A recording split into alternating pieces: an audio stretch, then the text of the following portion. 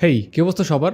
শরাফ আহমেদ জীবন পরিচালিত তার প্রথম সিনেমা চক্কর। তো এই সিনেমাটা কেমন হয়েছে? তো এখানে সরকারি অনুদানের সিনেমা শুনলেই কিন্তু আমরা নাক সিটকাই, কারণ বাংলাদেশে যতগুলো সরকারি অনুদানের সিনেমা নির্মাণ করা হয়েছে প্রত্যেকটার কোয়ালিটি কিন্তু যাচ্ছে তাই হয়েছে। এর কারণ হলো সরকারি অনুদানের টাকা মানেই জোড়া তালি দিয়ে একটা সিনেমার নির্মাণ এবং সেখান থেকে কিছু টাকা নিজের পকেটে ঢোকানো, এই ব্যাপারটা দর্শকের মাথায় একদম ঢুকে গেছে। তো সেখান থেকে এই যে অনুদানের কথা শুনলেই সবার মধ্যে একটা নেগেটিভ ইমপ্রেশন চলে আসে। অনুদানের সিনেমার মধ্যে হাতে গোনা একটা দুইটা সিনেমা ভালো হয়েছে, যেটার একটা নির্মাণ করেছে মীর সাব্বির। তো এর বাইরে আসলে তেমন কোনো সিনেমা খুঁজে পাওয়া আসলে খুবই কষ্টকর। তো সেখান থেকে এই সিনেমার নাম শুনেই কিন্তু একটা নেগেটিভ ইমপ্রেশন চলে এসেছে দর্শকের মধ্যে। এবং এই সিনেমাটার যে টিজারটা আমার কাছে খুব আহামরি না লাগলেও ট্রেলারটা মোটামুটি বেশ ভালোই লেগেছিল। বাট টু বি অনেস্ট, এটা নিয়ে যে আমার হিউজ একটা এক্সপেকটেশন ছিল সেটা একেবারেই না। এবং আপনি দেখবেন যে বেশ কয়েক বছর থেকে ঈদের সময়টাতে কয়েকটা সিনেমা আসে যে সিনেমাগুলো মুক্তি না দিলেও পারতো, এই টাইপের সিনেমা জাস্ট মুক্তি দিতে হবে বিধায় জাস্ট ঈদের এই সময়টাতে দিলাম। তারা কি ফিলোসফি মাথায় রেখে মুক্তি দেয় সেটাও আমি জানি। শাকিব খানের বড় বাজেটের একটা সিনেমার সাথে খুবই অল্প বাজেটের একটা সিনেমা যদি মুক্তি দেওয়া হয়, দেন সেটাও কিন্তু আলোচনায় চলে আসে যে এই ঈদে শাকিব খানের সিনেমার সাথে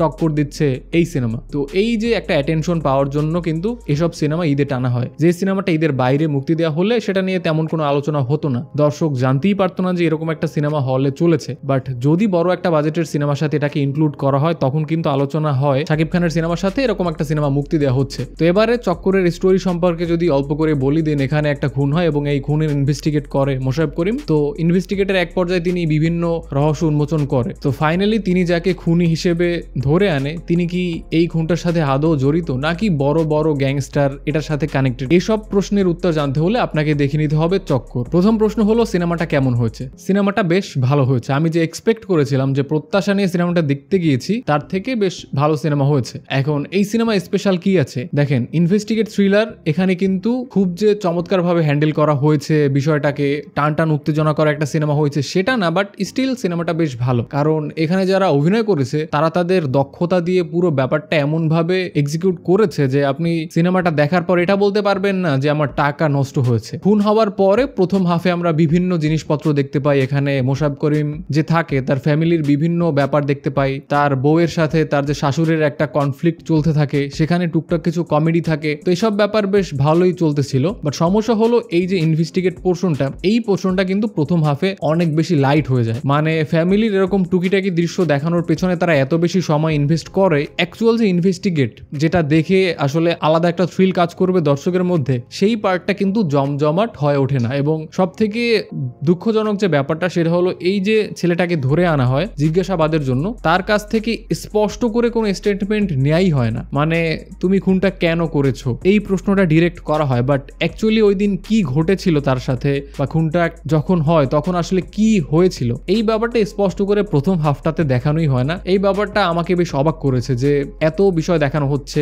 ফ্যামিলি ম্যাটার দেখানো হচ্ছে, ফ্যামিলির বাইরের অনেক ম্যাটার দেখানো হচ্ছে, বাট এই পার্টটা কেন দেখানো হচ্ছে না। তো প্রথম হাফ দেখে আমি যখন বের হই তখন আমার জাস্ট এটা নিয়ে কোনো আশাই ছিল না। বাট এই যে আমার একটা আক্ষেপ বা আমার একটা কষ্ট বলতে পারেন, এই আক্ষেপটা দ্বিতীয় হাফে তারা 100% ফুলফিল করে দেয়। দ্বিতীয় হাফে গিয়ে গল্পের যে পেসিংটা বেশ ফাস্ট হয়, ইনভেস্টিগেটের দিকে আরো বেশি ফোকাস করা হয় এবং তখন গল্পটা একটা ছন্দে ফেরে। বাট প্রথম হাফটা আমি বলবো বেশ দুর্বল হয়েছে। এখন চক্কর সিনেমায় ইনভেস্টিগেট পার্টটা হ্যান্ডেল করে মোশাররফ করিম। দেখা যায় এই যে পুরো কেসটা তিনি হ্যান্ডেল করে, তো বিভিন্ন রহস্য তার সামনে চলে আসে এবং একটা সময় দেখা যায় যে তিনি একটা চক্করে পড়ে যায়। তো অভিনয়ের ব্যাপারে তার কথা যদি বলি, দেন নতুন করে তো বলতে হয় না, তিনি তো আমাদের একজন লেজেন্ড। তো অভিনয়ের ছোট ছোট ডিটেইল তিনি এত চমৎকার ভাবে তার চেহারা এক্সপ্রেশনে ফুটিয়ে তোলে যে ব্যাপারটা আপনাকে বেশ কিছু জায়গায় গিয়ে অবাক করবে। এবং এর সাথে আমি যার কথা বলতে চাইবো সেটা হলো ইন্তেখাব দিনার। তার যে স্ক্রিন অন টাইম খুব একটা যে বেশি বা তিনি যে 30-40 মিনিট সিনেমায় ছিল সেটা না, বাট তার ক্যারেক্টারের আলাদা একটা ইম্প্যাক্ট আছে। মানে তার স্ক্রিন অন টাইম খুবই অল্প সময়ের, বাট আলাদা রকম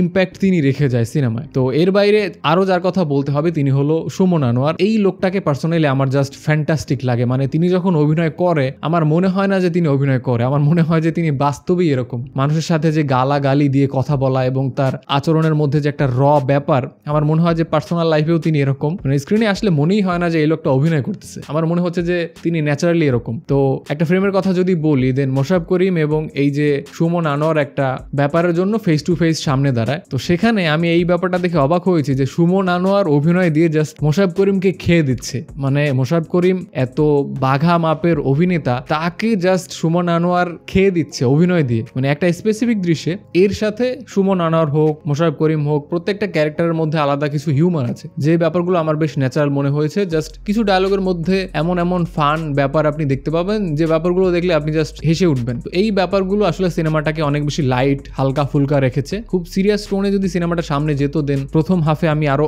অনেক বেশি বিরক্ত হতাম, যে ব্যাপারটা পার্সোনালি আমার কাছে খুবই দুঃখজনক লাগতো। বাট সব মিলিয়ে সিনেমাটা আমার কাছে বেশ ভালোই লেগেছে। প্রথম হাফে কিছু দুর্বলতা থাকলেও সেকেন্ড হাফে ব্যাপারটা আর থাকে না এবং শেষে গিয়ে বেশ ভালো রকম কিছু টার্ন অ্যান্ড টুইস্ট থাকে। এবং এখানে যারা অভিনয় করেছে তারা তাদের সর্বোচ্চটা দিয়েছে। আপনারা জানেন যে তারা কোন মাপের অভিনেতা, সো তাদেরকে নিয়ে আলাদা করে বলতে চাইবো না। শরাফ আহমেদ জীবনের প্রথম সিনেমা হিসেবে যে সকল ভুল ত্রুটি থাকার কথা বা অনেক ফল্ট থাকার কথা, সেরকম কিন্তু ফল্ট এই সিনেমায় নেই। বাট এই সিনেমার যে বাজেট, সেখান থেকে কিন্তু প্রোডাকশন ভ্যালুর বেশ কিছু দুর্বলতা আপনার চোখে লাগবে। বাট বাজেটের কথা বিবেচনা করলে এত কিছু নিয়ে আপনি মাথা ঘামাবেন না। এখন সরকারি অনুদানের সিনেমা, তার মানে পুরো টাকাটাই যে সরকার দিয়েছে এমন না, এখানে প্রডিউসার আছে, প্রডিউসারের কাছ থেকেও বেশ ভালো অঙ্কের একটা টাকা নেওয়া হয়। তো এই ছিল পুরো সিনেমাটা নিয়ে আমার মতামত। সিনেমাটা আমার কাছে বেশ ভালোই লেগেছে। আপনারা যদি বলেন যে সিনেমাটা রেকমেন্ড করার মতো কিনা, আমি বলবো হ্যাঁ, অবশ্যই সিনেমাটা রেকমেন্ড করার মতো। যদি অলরেডি কেউ চক্কর দেখে ফেলেন, আপনার মতামত কমেন্টে আমাকে অবশ্যই জানাতে পারেন। ভিডিওটা দেখার জন্য অসংখ্য ধন্যবাদ। এই চ্যানেলে আপনি প্রথমবার হয়ে থাকলে ডেফিনেটলি চ্যানেলটি সাবস্ক্রাইব করে দিতে পারেন। আপনার সাথে দেখা হচ্ছে খুব শীঘ্রই। টেল দেন, টাটা।